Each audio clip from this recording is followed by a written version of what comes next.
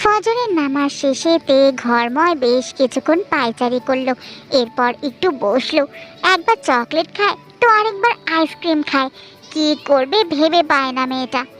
রাতের আধার মিলিয়ে আলো ফুটতে শুরু করেছে। তে ব্যালকনিতে গিয়ে বসলো। সকালের এই আবহাওয়া ভীষণ পছন্দ তার। অনেকক্ষণ চুপচাপ বসে থাকলো।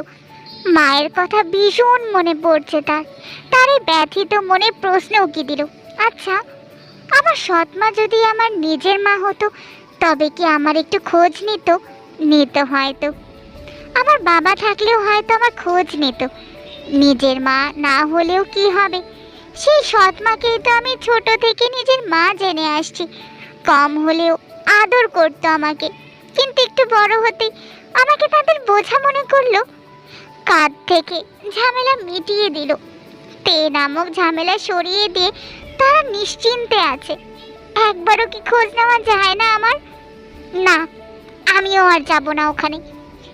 আমি তো আমার সৎ মায়ের বোঝা, তাহলে আমি কেন যাব? আমার সৎ মা তো তার বোঝা নামিয়ে যদি ভালো থাকতে পারে, তাহলে আমার কি দরকার আমার এই সৎ মাকে গিয়ে তে নামক বোঝাকে মনে করিয়ে দেওয়ার? কথাগুলো ভেবেই চোখ থেকে টুপ করে পানি গড়িয়ে পড়ল তার। আকাশ পানে চেয়ে থাকে। তার নিজের মাকে তো সে কখনো দেখতেই পারেনি। এখন সৎ মা পর হওয়ার পর নিজের এই অদেখা মাকে খুব করে দেখতে ইচ্ছে করছে তার। ইস, একবার যদি নিজের আপন মাকে দেখতে পেত সে, আসল মায়ের কোলে যদি একবার মাথা রাখতে পারত। কথাগুলো ভেবে মলিন হাসলো তে। আর ভাবলো, বাবা মায়েরা কেন তার বাচ্চাদের রেখে চলে যায়? একটুখানি বাচ্চাদের কথা ভাবলে কি হয়? বাচ্চারা তার হারানো বাবা মাকে কতখানি মনে করে, তারা কি এগুলো বুঝে না? গালে গড়িয়ে পড়া পানি দু হাতে মুছে নিজেকে স্বাভাবিক করলোতে অনেক বেলা হয়ে গিয়েছে। তে এরপর ঘর থেকে বের হয়ে রান্নাঘরের দিকে গেল। জিন তাকে রোজ চা বানিয়ে দিত। সেই থেকে একটা বদ অভ্যাস হয়েছে তের। সকাল সকাল এক কাপ চা তার ভীষণ প্রয়োজন হয়। তাই তো আজ একা একাই চা বানিয়ে নিল। মোট 4টে কাপে ঢাললো চা। এরপর একটা ট্রেতে 2টো কাপ নিয়ে জাংকুকের বাবার রুমের দিকে গেল। প্রথমে জিনকে সামনে পেয়ে তে 1 কাপ চা জিনের দিকে বাড়িয়ে দিল। জিন ভীষণ অবাক হলো তের এমন কাণ্ডে। মনে মনে ভাবলো, এই আমি তো এখনই চা বসাতে যাচ্ছিলাম। তে তখন হেসে বলল, নিন মা, খেয়ে বলুন তো কেমন হয়েছে, আমি নিজ হাতে বানিয়েছি। জিন কিছুই বলল না, নীরবে চায়ের কাপ নিল তের হাত থেকে। তে মুখ ফুলে মনে মনে বিড়বিড় করে বলল, 2 মা ছেলে হয়তো জন্ম থেকেই নিম খেতে খেতে এমন হয়ে গিয়েছে। যেদিন থেকে এসেছি কোনোদিনও ভুল করেও এই মা ছেলের কাউকে একটু হাসতে দেখলাম না। তে এগিয়ে গিয়ে নামজনকে চায়ের কাপ এগিয়ে দিল। নামজন তের হাত থেকে চায়ের কাপ নিয়ে ডান হাতে রাখলো। বাঁ হাতে তের হাত ধরে তার পাশে বসে মৃদু হেসে বলল, আমার মেয়ে চা করলো নাকি বৌমা? তে লজ্জা পেল। সবাই শুধু জাংকুককে নিয়ে লজ্জা দিচ্ছে তাকে। আগে লজ্জা লাগতো না, তবে এখন কেন যেন জাংকুকের কথা শুনলে ভীষণ লজ্জা লাগে তার। নামজন চায়ের কাপে একবার চুমুক দিল। এরপর তের মাথায় হাত বুলিয়ে বলল, আমার মা বড় হয়ে যাচ্ছে মনে হয়। তে তখন হেসে বলল, বাবা আমি কিন্তু বড়ই আছি, শুধু আপনারাই কেউ বুঝতে পারেন না। নামজন তের কথা শুনে হাসলো। তিনি তার ছেলের তের প্রতি এত চিন্তা, তের প্রতি সব সময় অদৃশ্য খেয়াল রাখা, এসবে ভীষণ খুশি হলো। এই যে এক্সাম শেষে তেকে এখানে আনার কথা জাংকুককে বলতেই হয়নি। উল্টো নামজন তো ভেবেছিল তের এক্সাম শেষ হলেও আরও কয়েকদিন গ্রামে থাকুক না মেয়েটা, ভালো লাগবে। কিন্তু জাংকুক যে কোন সুযোগে তেকে এক্সাম শেষ হওয়ার দিনই জোর করে বাসায় নিয়ে আসলো, সেই জিনিসটা তো নামজনের মাথাতেই ছিল না। ভাবনা রেখে জাংকুক থেকে প্রশ্ন করলো, এক্সাম কেমন হয়েছে মা? তে উৎফুল্ল মনে বলল, আলহামদুলিল্লাহ অনেক ভালো হয়েছে বাবা। তা মা কোন কলেজে ভর্তি হতে চাও তুমি? তে মন খারাপ করে বলল, গ্রামের কলেজে ভর্তি হলে ভালো হতো বাবা, কিন্তু তা তো হবে না। নামজন হাতের কাপ পাশের টেবিলে রেখে বলল, এখানে এত ভালো কলেজ থাকতে তুমি গ্রামের কলেজে পড়তে চাও কেন মা? তে মৃদু হেসে বলল, না বাবা, আমি এখানেই পড়তে চাই। জিন তের সামনে দাঁড়িয়ে বলল, সবার জন্য চা করলে আর নিজের স্বামীর জন্য কফি বানাতেই ভুলে গেলে। শাশুড়ির কথায় তে মাথা নিচু করল। জিনের কথার ধরনে মনে হচ্ছে তিনি তেকে শাসন করছে। নামজন পাশ থেকে বলল, তুমি চুপ করো তো জিন, আমি বলছি আমার মাকে। এরপর তের মাথায় হাত বুলিয়ে দিয়ে নামজন বলল, মা যাও তো জাঙ্কুককে কফি দিয়ে আসো। তে মাথা নেড়ে বিনা বাক্যে ঘর থেকে চলে গেল। এরপর রান্নাঘরে গিয়ে তার রাখা চা খেতে খেতে জাঙ্কুকের জন্য কফি বানালো। প্রায় 2 মাসে হিসাব ছাড়া তে জাঙ্কুকের জন্য অনেক কফি বানিয়েছে। আজ নতুন নয়, কফি বানানোর মাঝে 2 কাপ চা শেষ করলো তে। এরপর কফির মগ নিয়ে জাঙ্কুকের ঘরের দিকে গেল। আয়ু কফির মগ নিয়ে জাঙ্কুকের ঘরে এসেছে। জাঙ্কুক শটান হয়ে ঘুমিয়ে আছে, 2 হাত বুকে ভাঁজ করা, ডান পায়ের উপর বাম পা তুলে রেখেছে, নড়চড়বিহীন একদম শটান হয়ে শুয়েছে। আয়ু হাতে কফির মগ নিয়ে ধীর পায়ে জাঙ্কুকের মাথার কাছে গিয়ে দাঁড়ায় আর ভাবে, এই মানুষটা বিয়ে করেছে ভাবলি কেমন যেন দম বন্ধ লাগে আমার। তবে একটা ব্যাপার আয়ুকে ভীষণ স্বস্তি দেয়, সেটা হলো জাঙ্কুক এখনো তেকে মেনে নেয়নি। ধীরে ধীরে জাঙ্কুকের কাছে বসলো আয়ু, নিখুঁতভাবে জাঙ্কুককে দেখতে লাগলো। চোখের কোণে পানি তার, আর ভাবলো খুব কি ক্ষতি হয়ে যেত যদি এই মানুষটা আমার হয়ে যেত। সে তার জাঙ্কুক ভাইয়ের পাশে তেকে একদমই সহ্য করতে পারে না, ভীষণ কষ্ট হয় তার তেকে জাঙ্কুকের পাশে দেখলে। আয়ু তার বাঁ হাত বাড়িয়ে জাঙ্কুকের চুলের ভাঁজে হাত রাখলো। অপলক দৃষ্টিতে জাঙ্কুকের দিকেই তাকিয়ে আছে সে। তে জাঙ্কুকের চাপানো দরজা ঠেলে ভেতরে উকি দিল। জাঙ্কুকের মাথায় আয়ু হাত দিয়ে বসে আছে দেখেই তের চোখ বড় বড় হয়ে গেল, আর ভাবলো, কি সর্বনাশ, এই মেয়েটা আমার জামাইয়ের ঘুমের সুযোগ নিচ্ছে নাকি। কিন্তু জাঙ্কুক তো ওনার খালাতো ভাই হয়, বোন হয়ে এমন করবে কেন? কিন্তু এই মেয়েটা আসলে করতে চাইছেটা কি? আয়ু ধীরে ধীরে আরো এগিয়ে গেল জাঙ্কুকের দিকে। তে শক্ত হাতে কফির মগ ধরে আছে, আর সহ্য হলো না তার আয়ুর এমন কাণ্ড। আয়ুকে এমন করতে দেখে তে সহ্য করতে না পেরে চিল্লিয়ে বলল, এই আয়ু আপু। আয়ু তের এমন চিৎকারে ভয় পেয়ে তাড়াতাড়ি বসা থেকে দাঁড়িয়ে গেল। এরপর দূরে সরে দাঁড়ালো সে। ফলস্বরূপ তার হাতের মগ থেকে কিছুটা গরম কফি তার পায়ের উপর পড়ে গেল। মৃদু আর্তনাদ করে উঠল আয়ু, অবাক নয়নে তের দিকে তাকালো। জাঙ্কুকের ঘুম ততক্ষণে ভেঙে গিয়েছে, চোখ মুখে অজস্র বিরক্তির ভাব। একটু নড়ল না জাঙ্কুক, যেভাবে শুয়েছিল সেভাবে শুয়ে আছে এখনো। ফোঁস করে শ্বাস ফেলে ঘাড় বাঁকিয়ে দরজার দিকে তাকালে দেখলো তে কটমট দৃষ্টিতে তার দিকে তাকিয়ে আছে। সকাল সকাল ঘুম ভেঙে তের অমন দৃষ্টি দেখে কেমন যেন ভড়কে গেল জাঙ্কুক। নিজেকে সামলে রেগে বলল, কি হয়েছে কি, চিৎকার করছো কেন স্টুপিড মেয়ে? জাঙ্কুকের ধমক খেয়ে তে একটু শান্ত হলো। এগিয়ে এসে জাঙ্কুকের পাশে বিছানার উপর ঠাস করে কফির মগ রাখলো, যার ফলে কফির কিছু অংশ বিছানার চাদরেও পড়ে গেল। জাঙ্কুক বিরক্ত চোখে চেয়ে আছে তের দিকে। তে কফির মগ রেখে কোমরে হাত দিয়ে জাঙ্কুককে বলল, আপনার কফি দিতে এসেছি, নিন, শুয়ে শুয়ে কফিটা খেয়ে নিন। জাঙ্কুক রেগে যাচ্ছে তের এমন কথায়, আর ভাবলো এই স্টুপিড তার সাথে এভাবে কথা বলছে কেন। জাঙ্কুক শোয়া থেকে উঠে বিছানার সাথে হেলান দিয়ে বসলো। তের দিকে চেয়ে বলল, কি প্রবলেম, কি এরকম করছে কেন? তের ভীষণ বিরক্ত লাগলো। নিচু হয়ে কফির মগ হাতে নিয়ে জাঙ্কুকের পায়ের উপর রাখলো। কফি গরম, জাঙ্কুকের পায়ে ছ্যাঁকা লাগলো বোধহয়, তবে সে চুপচাপ কিছুই বলল না, বিরক্ত চোখে চেয়ে আছে তের দিকে। আয়ু তখন বলে উঠল, এই মেয়ে, কফি গরম, জাঙ্কুক ভাইয়ের পায়ের উপর রেখেছো কেন তুমি? আয়ুর কথা শুনে তে অদ্ভুতভাবে তাকালো আয়ুর দিকে, আর ভাবলো এই মেয়েটার এত চিন্তায় জাঙ্কুককে নিয়ে তার মোটেও ভালো লাগছে না। সকাল সকাল তার জামাইয়ের ঘরে এসেছে কেন এই মেয়েটা? আবার মাথায় হাতও বোলাচ্ছিল। নিজের তো একটা আপন ভাই আছে, ভাইকে এত আদর করতে ইচ্ছে করলে তার নিজের আপন ভাইকে গিয়ে করুক না। খালাতো ভাইকে এত দরদ কেন দেখাতে হবে এই মেয়ের? নিজের অজান্তেই তে কি ভাবছে সেটা নিজেই বুঝতে পারছে না। জাংকুক তের হাত শক্ত করে ধরে দাঁতে দাঁত চেপে বলল, এই স্টুপিড, কি প্রবলেম তোমার? এমন জঙ্গলিদের মতো আচরণ করছো কেন? তে জাংকুকের পায়ের উপর থেকে কফির মগ সরিয়ে ইনোসেন্ট ফেস বানিয়ে কান্নার ভান করে বলল, আপনি আমাকে জঙ্গলি বলতে পারলেন? তে কথা বলার ধরনে জাংকুক ভড়কে গেল আর ভাবলো, এই মেয়ের হয়েছেটা কি? থতমত খেয়ে তের গালে হাত দিয়ে জাংকুক বলল, এই মেয়ে আবার কান্না করছো নাকি? জাংকুকের কাজে তের ভালো লাগলো ভীষণ। একটু আগে বিরক্তির মাত্রা কমে গেল। আর চোখে আয়ুর দিকে তাকালেই দেখলো আয়ু কটমট দৃষ্টিতে তার দিকে চেয়ে আছে।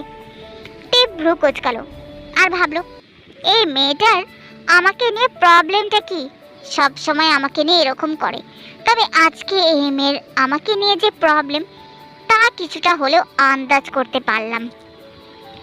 আয়ু কফির মগ জাংকুকের দিকে এগিয়ে দিয়ে বলল, জাংকুক ভাই, তোমার কফি। জাংকুক তের গাল থেকে হাত সরিয়ে আয়ুর থেকে কফি নিল। অমনি তের মুখ কালো হয়ে গেল রাগে। আয়ুর দিকে তাকালেই দেখলো আয়ু মিটিমিটি হাসছে। আয়ু তখন গলা ঝেড়ে বলল, জাংকুক ভাই, তোমার কাছে মলম আছে? জাংকুক বিছানা থেকে নেমে কফির মগ রাখলো টেবিলের উপর। ভ্রুকুচকে বলল, কেন, মলম নিয়ে কি করবে? আয়ু তার পা এগিয়ে জাংকুককে একটু দেখিয়ে বলল, গরম কফি পড়েছে পায়ে, তাই লাগাতাম আর কি। জাংকুক তাকালো না আয়ুর পায়ের দিকে। বিরক্তি নিয়ে তার ড্রয়ার থেকে একটা মলম বের করে বিছানার উপর ছুঁড়ে দিয়ে বলল, দুটোই বের হ ঘর থেকে, আউট। এরপর ওয়াশরুমের উদ্দেশ্যে চলে যায়। তে নীরবে সবটা দেখলো। জাংকুকের লাস্ট কথায় তেমন প্রভাব পড়ল না তের মনে। তার সাথেও তো এমনই করে এই লোকটা, কিন্তু তার জন্য কেনা এই মলম আয়ুকে কেন দিল? এতেই তের অদৃশ্য কালো মুখ আরো কালো হয়ে গেল। আয়ু খুশি হলো জাংকুকের এমন ব্যবহারে। জাংকুক কেমন সে তো ভালো করেই জানে, তবে তাকে মলম দিল তার জাংকুক ভাই। এটাই যেন জাংকুকের কাছ থেকে আয়ুর পাওয়া অনেক কিছু। এর আগে তার হাতে থাকা কফি জাংকুকের বিছানার মাঝখানে ঢেলে ধূপধাপ পা ফেলে ঘর থেকে বেরিয়ে গেল আর বিড়বিড় করে বলল, আমার বানানো কফি খেতে হবে না, বজ্জাত লোক। জীবনে যদি আমার কাছে কফি চেয়েছে না এই লোকটা, কফির 14 গুষ্টি খাইয়ে কফি খাওয়া ভুলিয়ে দেব, খবিশ লোক কোথাকার। আয়ু তের কাণ্ডে বিরক্ত হলো। জাংকুকের কথা ভেবে মিটিমিটি হাসলো। তার মনে হলো জাংকুক তের কফি না নিয়ে তার কফি নিয়েছে। এতে তার মুখ খুশিতে জল জল করে উঠলো। আবারও তাকে মলম দিল লাগানোর জন্য। তেকে জাংকুক ভাই মেনে নেয়নি, থাকেও আলাদা রুমে। নামে তারা স্বামী স্ত্রী হয়ে আছে, সেটা আয়ু নিজেই সুন্দর করে গুছিয়ে নিল। পায়ের জ্বলুনি ফিল করতে পারলো না সেভাবে। উল্টো জাংকুকের কথা ভেবে মুচকি মুচকি হাসতে লাগলো। এখানে আসার আগেও ভীষণ ভয় পাচ্ছিল, তবে এখন সেটা কেটে গিয়েছে অনেকটা। ভাবতে ভাবতে ঘর থেকে বেরিয়ে যায় আয়ু। তে রান্নাঘরে গিয়ে এক মুঠো মরিচের গুঁড়ো হাত ভর্তি করে এনেছে। আয়ুকে নিচে নামতে দেখে সে উঠে এসেছে। দ্রুত পায়ে জাংকুকের ঘরে গিয়ে উকি দিল। না, জাংকুক তো রুমে নেই, এখনো হয়তো ওয়াশরুমেই আছে। তে ধীর পায়ে ঘরে প্রবেশ করলো। সময় নষ্ট না করে দ্রুত টেবিলের উপর থেকে কফির মগ নিয়ে তার হাতের মুঠোয় থাকা মরিচের গুঁড়ো কফিতে মিশিয়ে দিল আর বিড়বিড় করে বলল, এবার বুঝবে মজা। অন্য মেয়ের হাতের কফি খাওয়ার স্বাদ মেটাচ্ছে, আমার চেনো না খবিশ লোক। হাত ঝাড়া দিয়ে ঘর থেকে বেরিয়ে আসতে নিলেই কি মনে করে উল্টো ঘুরে তাকায়। সেই গোপন ঘরে দরজা খোলা মনে হলো। তের চোখ জল জল করে উঠলো খুশিতে। দৌড়ে সেই দরজাটার সামনে গিয়ে দরজাটা একটু ঠেললো। দরজাটা খুলে আবারও সামনের দিকে এসে কেমন বন্ধ হয়ে গেল। তে ভ্রু কুচকে তাকালো আর ভাবলো, কি হলো এটা? দরজা খুলে আবার বন্ধ হয়ে গেল। দরজার হাতলে পুরুষালী হাত চোখে পড়লেই তে চোখ বড় বড় করে তাকায়। জাংকুক তো ওয়াশরুমে ছিল, বের হলো কখন? জাংকুক দরজা বন্ধ করে দিয়ে তের পিঠ ঘেঁষে ধারায়। গলা নামিয়ে বলে, কি করছিলে এখানে? তে আমতা আমতা করে, কি বলবে বুঝতে পারছে না। কি আছে কি এই ঘরে, আর আমি দেখলে সমস্যাটা কি? তে মিনমিন করে বলল, আমি আমি আসলে। জাংকুক তের গলার সুর মিলিয়ে বলল, তুমি কি? তে ঢোক গেল। জাঙ্কুক একদম তাকে ঘেঁষে দাঁড়িয়ে থাকায় তের কেমন হাঁসফাঁস লাগলো, গরম লাগছে তার। মিনমিন করে বলল, এই সরুন, আমার গরম লাগছে। জাঙ্কুক তের কথাটা শুনে আরেকটু চেপে দাঁড়ায় তের সাথে। তে ছটপটিয়ে ওঠে, উল্টো ঘুরে কোনো রকমে ঠেলে ঠুলে জাঙ্কুকের কাছ থেকে পালাতে চায়, কিন্তু জাঙ্কুক তেকে আরো তার দিকে চেপে ধরলো। তে জাঙ্কুককে ঠেলে সরাতে চায়, আমতামতা করে বলে, সরুন তো। জাঙ্কুক তের মুখের দিকে তাকিয়ে আছে, গম্ভীর গলায় বলল, সরবো না। তের অসহায় লাগলো, ধ্যাত, এ কোথায় ফেসে গেল, কোন দুঃখে যে এই ঘরে আবারও আসতে গেল। যেহেতু এই লোকটা তাকে যেতেই দিচ্ছে না, তাহলে প্রশ্নটা করেই ফেলুক। ঝট করে মাথা তুলে তাকালো তে, আর জাঙ্কুকের চোখে চোখ রেখে বলল, আপনার ওই রুমে কি আছে, আমি দেখতে চাই। জাঙ্কুক ভ্রুকুচকে বলল, আগেও বলেছিলাম না কি আছে। আমার এই রুমে আমার প্রথম বউ আছে। তে রেগে তাকালো জাঙ্কুকের দিকে, আবারও তাকে উল্টাপাল্টা কথা বলছে এই লোকটা। উফ, অসহ্য লোক। জাঙ্কুকের গভীর মুখ, শক্ত চোয়াল, সরু নাক বিশিষ্ট মুখের দিকে কেমন করে যেন চেয়ে থাকে তে, মুখ জুড়ে পানির ছিটে ফোটা।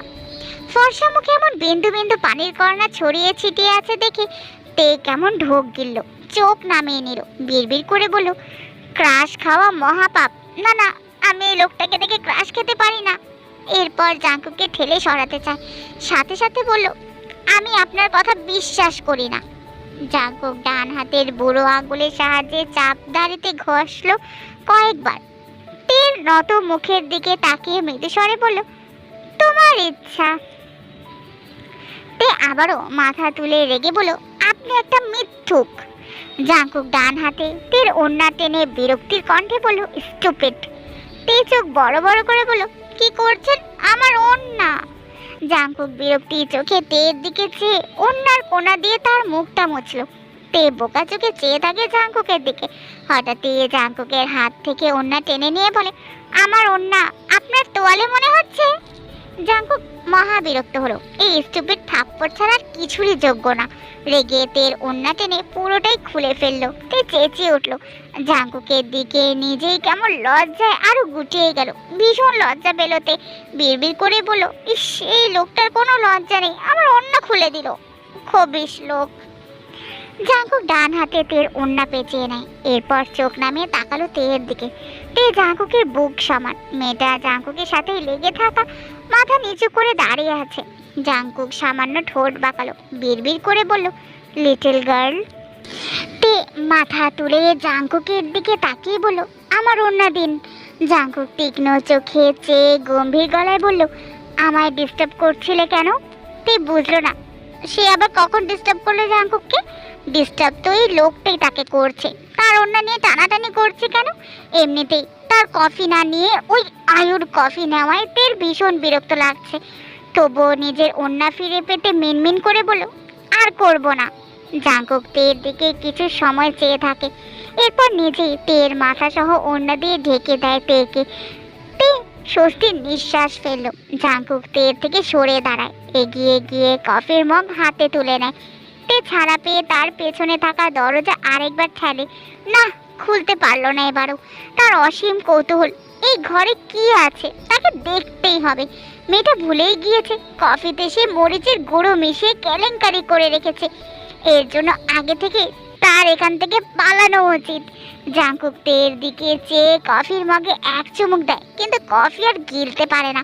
মুখ থেকে কফি ছুঁড়ে ফেলে তের দিকে দাঁতে দাঁত চেপে তাকায়। তে দরজা খুলতে না পেরে পিছু ফিরে জাঙ্কুকের দিকে তাকিয়ে অবাক হয়, আর ভাবে, কি হলো এই লোকের? এইটুকু সময় চোখ মুখ এমন লাল হয়ে গেল কেন? দৃষ্টি দেখে অবাক হলো তে। হাতে কফির মগ দেখে তে চোখ বড় বড় করে তাকায়, আর ভাবে, ইয়া আল্লাহ, আমি তো ভুলেই গিয়েছিলাম, আমি যে কফিতে মরিচের গুঁড়ো মিশিয়েছি। তে ঢোক গিলে জাঙ্কুকের থেকে দৃষ্টি সরিয়ে খোলা দরজার দিকে তাকালো। এক সেকেন্ডও সময় নষ্ট না করে দৌড় দিল, কিন্তু যেতে পারলো না বেশি দূর। জাঙ্কুক বড় বড় পা ফেলে তেকে টেনে তার সাথে চেপে ধরলো। তের কান্না পেল ভীষণ। এই লোক যে এখন তাকে কি করবে আল্লাহই ভালো জানে। জাঙ্কুক দাঁত পিষে বলল, কি মিশিয়েছে কফিতে? তে মোচামুচি করতে করতে বলল, আমি কেন মিশাবো? আমার কফি তো আপনি নেননি, আপনি তো নিয়েছেন ওই আয়ু আপুর কফি। এই কফিটা আমি না, আয়ু আপু বানিয়েছে। জাঙ্কুক হাতের কফির মগ ঠাস করে পাশের টেবিলে রাখে। তে চোখ খিচে নেয়। জাঙ্কুক দু হাতে তের পিঠ শক্ত করে ধরে রাগান্বিত স্বরে বলে, বাদরামিটা তো তুমি করেছো। তে মাথা তুলে রেগে বলে, হ্যাঁ হ্যাঁ, এখন তো আমি ছাড়া দুনিয়ার সব মেয়েরাই ভালো, শুধু আমি বাদর, আমি স্টুপিড, আর সব মেয়েরা ফেরেস্তা। জাঙ্কুক ভ্রুকুচকে তের দিকে চেয়ে থাকে। ঠান্ডা গলায় বলে, তুমি বাদরামি ছাড়বে না? তে বিরক্ত হয়ে বলে, ছাড়বো না, হয়েছে। আয়ু আপুকে বলছি আপনাকে কফি ড্রামে করে কফি দিয়ে যাক, এরপর বসে বসে শুধু তার হাতের কফিই খেতে থাকেন।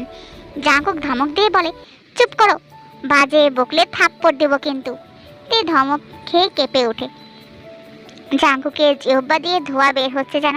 এই স্টুপিড কি মিশিয়েছে কি এই কফিতে কে জানে। জাঙ্কুক তো ঝাল খেতে পারে না, স্বাভাবিকের চেয়েও ঝাল কম খায়। দাঁতে দাঁত চেপে তের দিকে চেয়ে ভাবছে এই মেয়েটাকে কি করা যায়। মাথাটা পুরো ধরিয়ে দিয়েছে বাচ্চা মেয়েটা। তে জাঙ্কুকের কোনো সাড়া না পেয়ে মাথা তুলে তাকালে দেখলো জাঙ্কুক শক্ত চোখে তার দিকে চেয়ে আছে।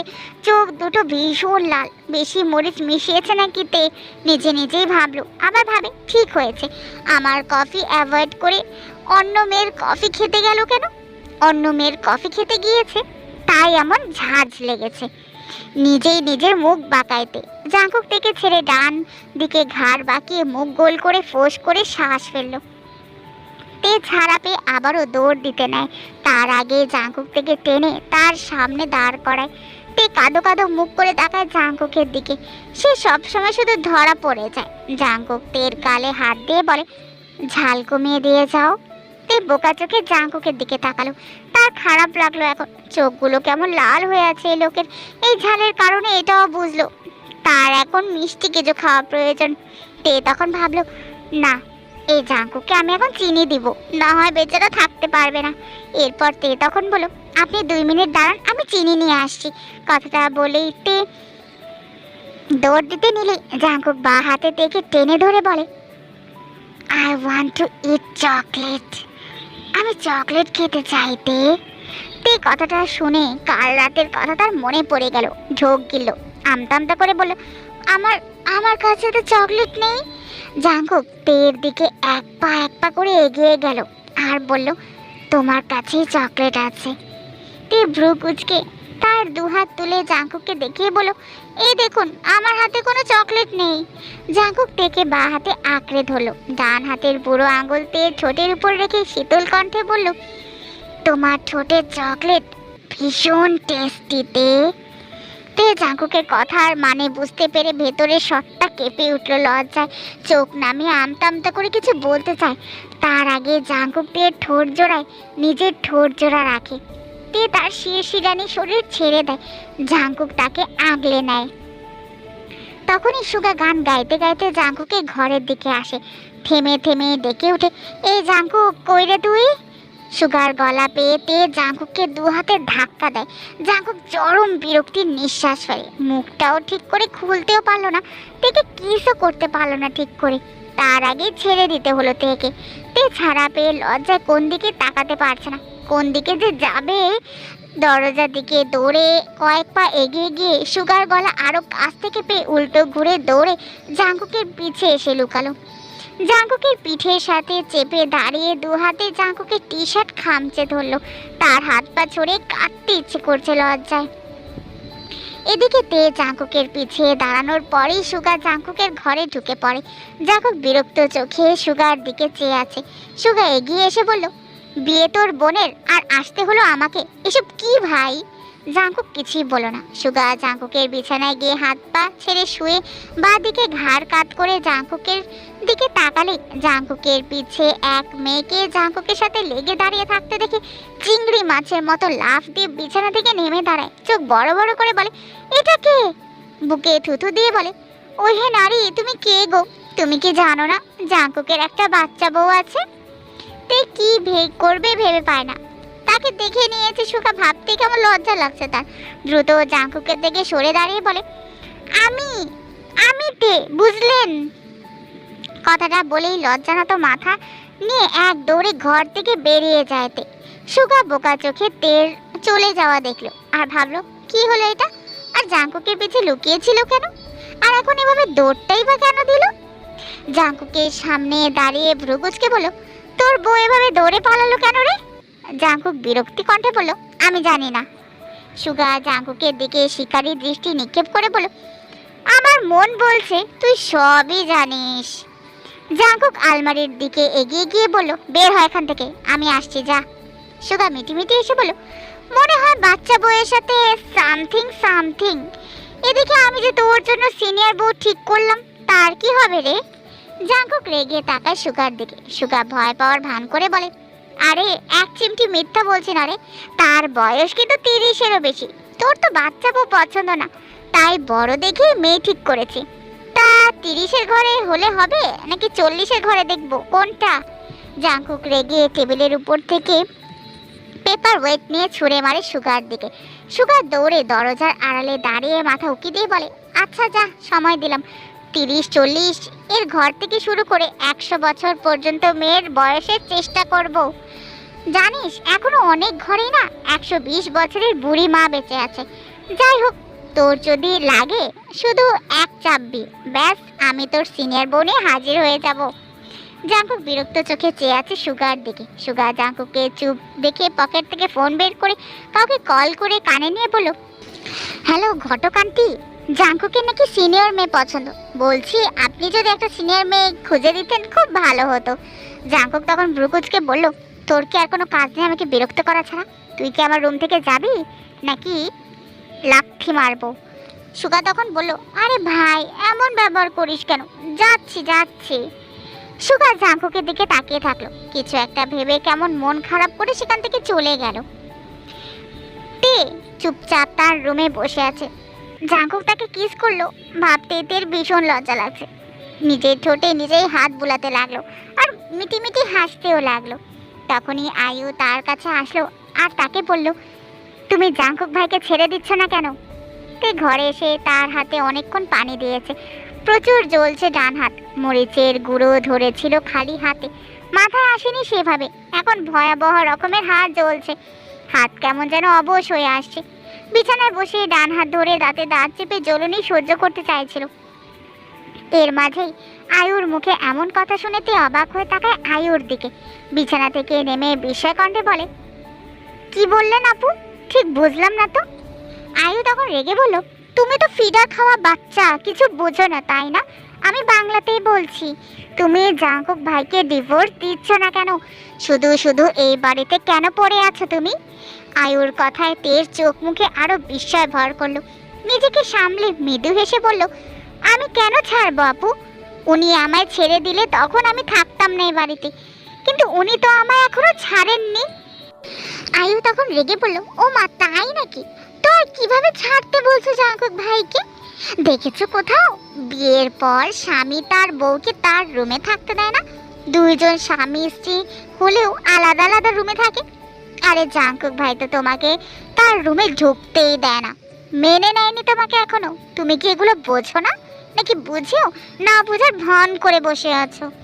তে ঢোক গেল, হাতে তীব্র জ্বলনির কথা যেন আর ফিল করতে পারছেই না। এই জবাবে সে কি বলবে বুঝতে পারলো না, ভীষণ খারাপ লাগছে তার। আয়ু আবারও বলল, তুমি জাঙ্কুক ভাইকে ডিভোর্স দিবে। তের পুরো শরীরে কেমন যেন এক চিনচিনে ব্যথা ছড়িয়ে পড়লো।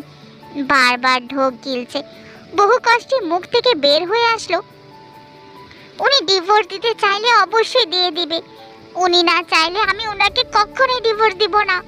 কথাটা বলে ঝাপসা চোখ জোড়া নামিয়ে নেয় মেঝেতে। একা একাই বিড়বিড় করে বলে, আমি জানি উনি চায় না আমাকে ডিভোর্স দিতে, আমি খুব ভালো করে জানি। তবুও কেন যেন চোখ থেকে টুপ করে 2 ফোঁটা পানি গড়িয়ে পড়ল তের।